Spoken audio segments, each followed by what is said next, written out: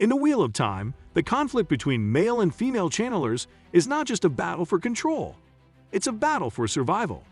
The one power is divided into two halves, Sedar, the female half, and Sedin, the male half. But within this division lies a fundamental question: who truly holds the real power? Is it the precision, grace, and harmony of Sedar that makes female channelers so formidable? Or is it the raw force, unpredictability, and overwhelming strength of Sedin that gives male channelers the edge? The answer isn't as simple as it may seem. In fact, it may be more about balance than dominance. Ready to discover who holds the real power in this epic struggle? Let's dive in. The division of the One Power. The One Power is the very force that sustains the universe in the Wheel of Time, a mystical energy that can be harnessed to create, heal, and destroy. But unlike many fantasy series where magic is a singular force, Robert Jordan divides the One Power into two distinct halves, Sedar and Sedin.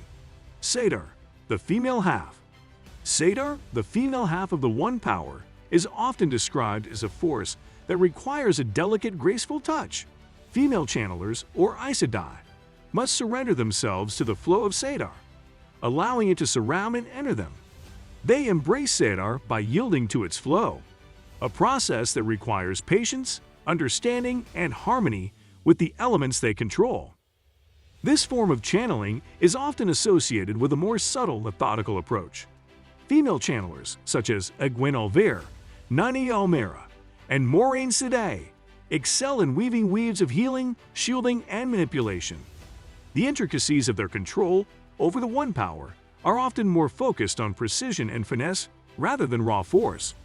Sedar represents the nurturing, the creation, and the preservation of life. Sedin, the male half. On the other hand, Sedin, the male half of the One Power, has a very different nature. Male channelers, or Aeshaman, must grasp Sedin, forcefully taking hold of the chaotic, volatile power that surges within them. Unlike Sedar, which flows gently around its user, Sedin requires strength, aggression, and dominance to channel. Male channelers can harness destructive powers, casting devastating weaves of fire, lightning, and balefire, all of which require raw power and the ability to withstand the unpredictable nature of Sedin. However, Sedin is also a dangerous force. The male half of the One Power was tainted by the Dark One at the end of the Age of Legends, leading to a corruption that drives male channelers mad. This taint, the source of male madness, is a significant disadvantage to male channelers, making them much more vulnerable to self-destruction. Characters like Rand al'Thor and Logan Ablar struggle not only with mastering the power, but with the constant risk of losing themselves to its effects. Male and female channeling. The differences between male and female channeling go far beyond the mechanics of how the One Power is wielded. The very nature of how male and female channelers interact with Sedin and Sedar gives rise to different abilities, advantages, and vulnerabilities. The Strength of Sedar. One of the strongest advantages of female channelers is their ability to channel with precision. Because Sedar requires yielding and embracing, female channelers often approach their weaves with patience, understanding, and a deep connection to the flow of the One Power. In battle, this allows them to create powerful, intricate weaves that require finesse rather than brute strength. For example, when Egwene and Nynaeve struggle with complex healing weaves, their deep understanding of Sedar allows them to manipulate the One Power with fine control, healing individuals or creating protective shields that are precise and long-lasting. This intricate control over the power makes female channelers incredibly formidable in non-destructive magic, such as healing, protection, and subtle influence. The power of Sedin. In contrast, male channelers wield Sedin with an overwhelming rawness and aggression. The need to seize control of Sedin means that male channelers often wield far more immediate force than their female counterparts. Male channelers can cast enormous destructive weaves, fireballs that scorch the earth, lightning bolts that burn entire armies. Rand al'Thor and Logan both demonstrate this immense power, using Sedin to break down barriers and crush their enemies with ease. However, this raw power comes at a cost. The taint on Sedar makes male channelers far more prone to mental instability, with a constant danger of madness threatening to unravel their control. Unlike female channelers, who maintain balance and harmony, male channelers constantly struggle with the risk of losing their grip on the one power. This makes them more dangerous, but also more vulnerable. The taint of Sedar. While Sedar may grant male channelers unparalleled power, it is also a double-edged sword. The taint left by the Dark One has a profound effect on those who attempt to wield it. Male channelers, unable to control or avoid the taint, are driven mad over time, losing their sanity and eventually becoming homicidal or destructive. This taint is one of the central struggles of the Wheel of Time, particularly for Rand al'Thor, who must learn how to channel Sedar while avoiding its overwhelming corruption. The mental toll of Sedar is not just a physical problem, but a spiritual one. Male channelers often feel isolated, filled with guilt, and unable to fully trust those around them. This constant struggle with madness is an additional burden, making the strength of Sedar seem more like a curse than a blessing. On the other hand, female channelers are not burdened by this taint. They are free to channel Sedar without the risk of losing themselves. Their mastery over the one power comes with an incredible degree of stability and clarity of mind, allowing them to channel at a high level without the psychological toll that plagues male channelers. Who truly holds the power? So who holds the real power, male or female channelers? Is it the raw, untamed might of Sedar that grants male channelers such strength? Or is it the controlled, patient nature of Sedar that allows female channelers to wield their abilities with more finesse and less risk? Ultimately, the answer is not so clear-cut. Both halves of the one power had their own strengths and weaknesses. Female channelers may be able to channel more consistently, with fewer risks to their mental health, but male channelers wield power on a larger scale, albeit with a constant threat to their sanity. In many ways, both powers are complementary. The one power itself is divided into two halves for a reason: balance. The heroes and villains in the Wheel of Time constantly navigate this balance. Characters like Rand al'Thor must deal with the immense strength of Sedar while trying to keep himself from succumbing to the taint. Meanwhile, female channelers like Egwene and Nynaeve demonstrate that it's not just power that matters but how one uses that power. Both halves of the one power are crucial to the survival of the world, and ultimately, neither male nor female channelers can stand alone. The historical roots of male and female channeling. In many ways, the division of the one power into male and female halves mirrors historical societal structures, where gender roles were often seen as complementary but separate.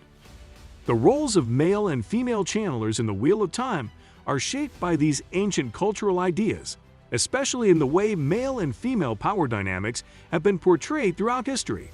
In various cultures, male and female power was often seen as different but equally important, with one side potentially being dominant in certain situations.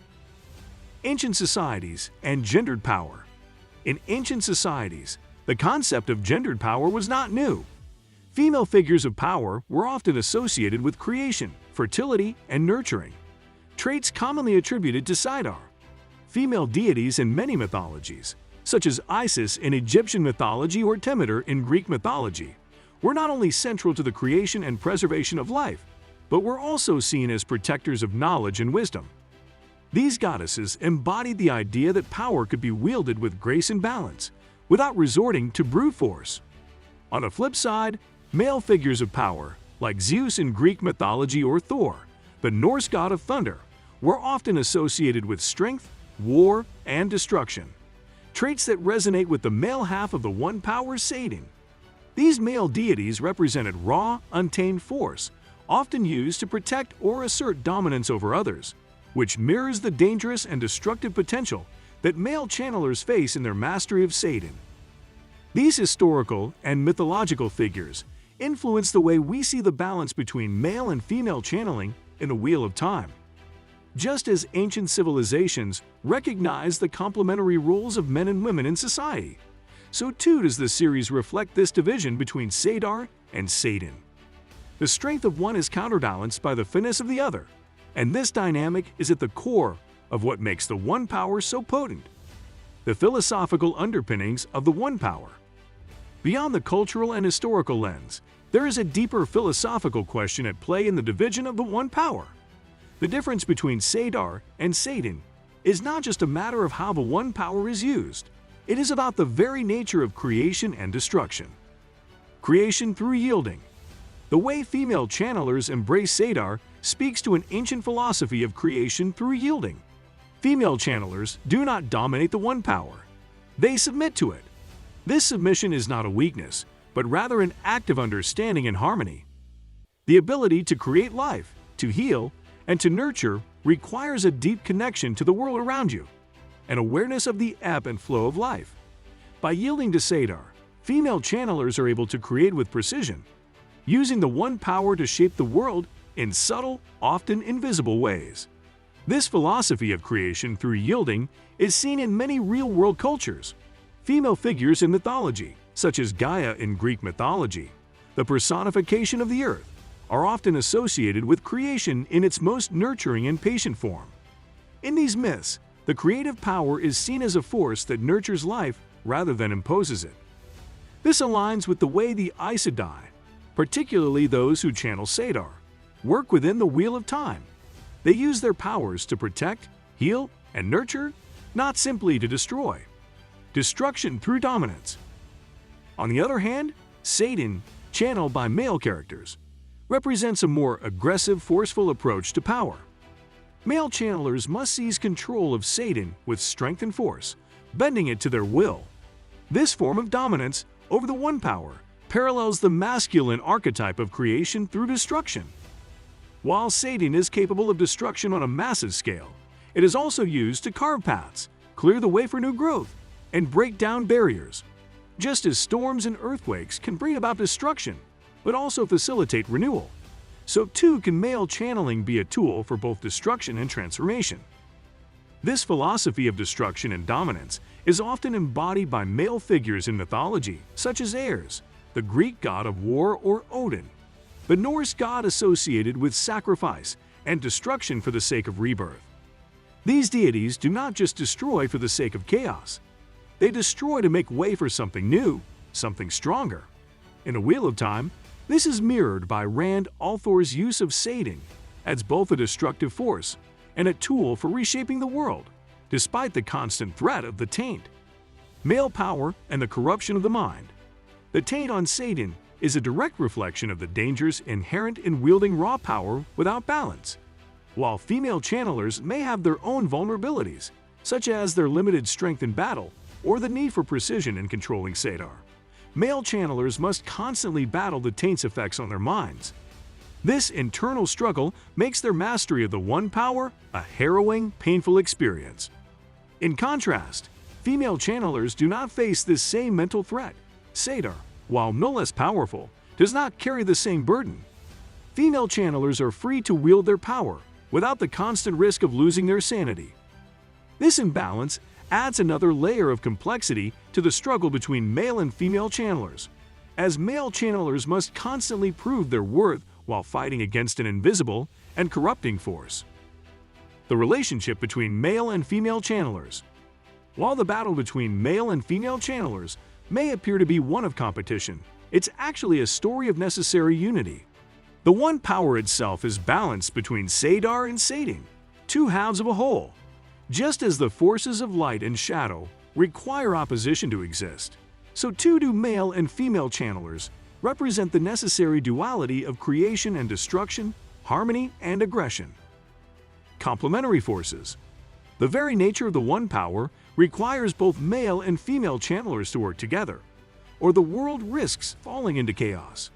In the world of the Wheel of Time, the heroes must come to understand that their struggles are not about who holds the greater power, but how they can work together. This theme is most apparent in Rand al'Thor's journey, where he is forced to accept that he cannot defeat the Dark One alone. His relationship with female channelers, especially characters like Egwene and Nynaeve, illustrates how both halves of the One Power are required to bring balance to the world. The unity between male and female channelers becomes most important as Rand begins to realize that his fight with the Dark One cannot be won through brute force alone. It is a delicate balance of power, of wisdom, and of understanding. Things that both male and female channelers must contribute to in order to achieve victory. Final thoughts. The division of the one power into male and female halves is not just a narrative device. It is the very essence of balance. In the Wheel of Time, neither male nor female channeling holds the true power on its own. The strength of one is counterbalanced by the finesse of the other. Together, they create the harmony necessary to face the greatest threats the world will ever know. The true power lies not in dominance, but in the balance between the two.